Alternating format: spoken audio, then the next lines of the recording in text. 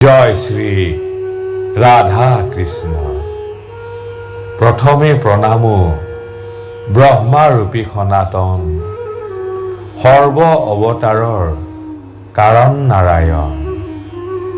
তজু নাভি কমলত ব্ৰহ্মা ভৈলা যা, যুগে যুগে অৱতাৰ ধৰা অসংখ্যাত।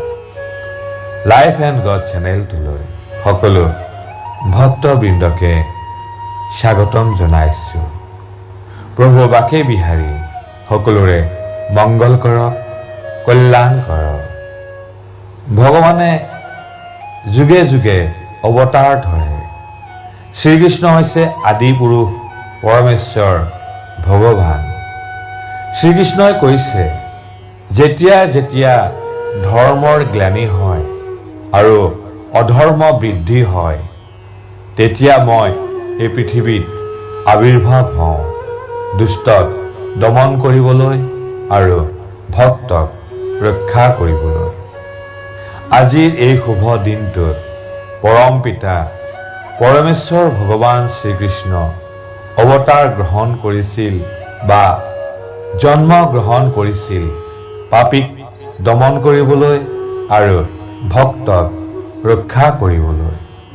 ইয়াৰ উপৰিও তেওঁ তেওঁৰ বিভিন্ন লীলাৰ দ্বাৰা ভক্তক আনন্দ প্ৰদান কৰিছিল।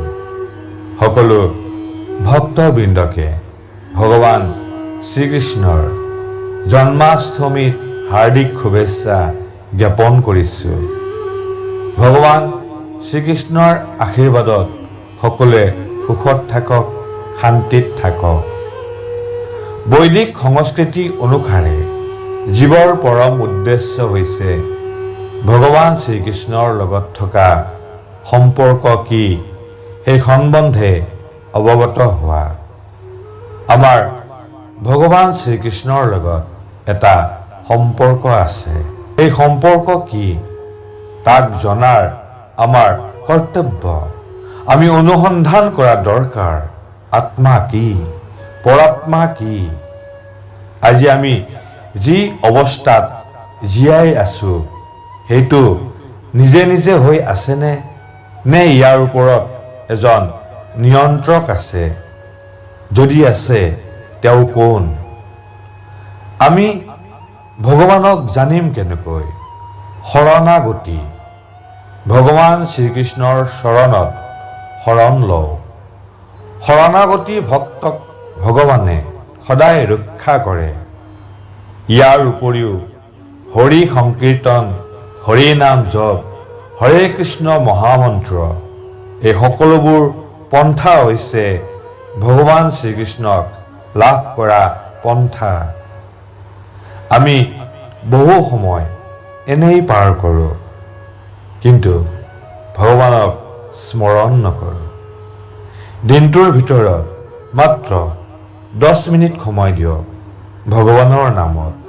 এবাৰ হ'লেও ভগৱান শ্ৰীকৃষ্ণক স্মৰণ কৰক, তেওঁৰ নাম জপ কৰক। প্ৰভু বাকে বিহাৰীৰ ওপৰত সম্পূৰ্ণ বিশ্বাস ৰাখক, আস্থা ৰাখক আৰু সুখী হওক। জয় প্ৰভু জগন্নাথ। হৰে কৃষ্ণ হৰে কৃষ্ণ হৰে কৃষ্ণ।